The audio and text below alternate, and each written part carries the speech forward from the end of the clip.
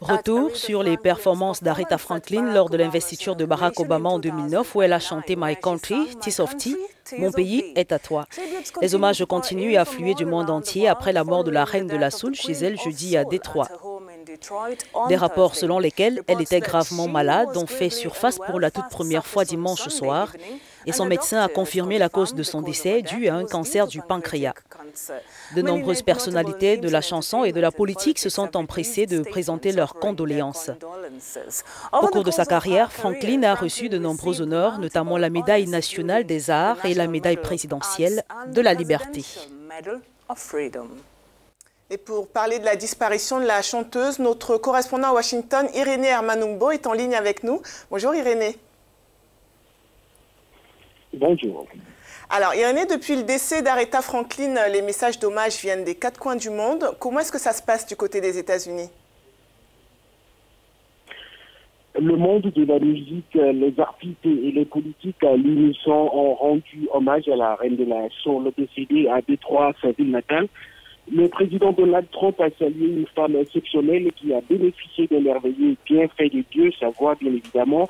L'ancien président Barack Obama et son épouse Michelle, que chaque fois qu'elle chantait, nous avons droit à une lueur divine. Je prie pour l'âme d'or merveilleuse, a déclaré Diana Ross, qui incarne comme elle l'âge d'or de la soul musique américaine. Irénée, on connaît Aretha Franklin, la reine de la soul, mais on sait très peu de choses sur Aretha Franklin, la militante qui a mené un combat pour les femmes, mais aussi pour les Noirs. Est-ce que vous pouvez nous en dire plus?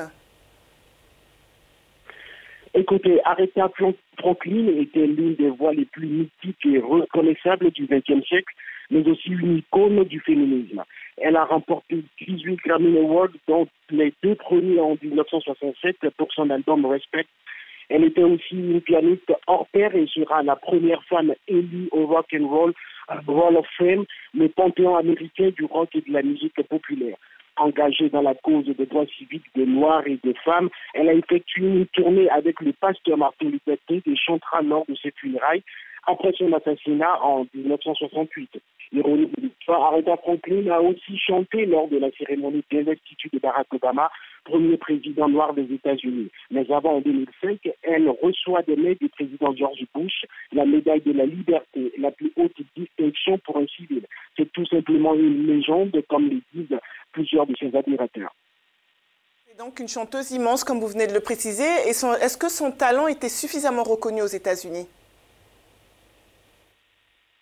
Il faut le reconnaître, c'est une figure incontournable de la musique américaine.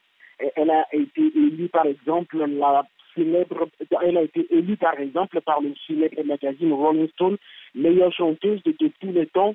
Des rues, des bâtiments et même des places publiques portent aujourd'hui le nom de la virtuose Aretha Franklin, tout simplement en reconnaissance à son talent et à ses actions pour un monde plus juste.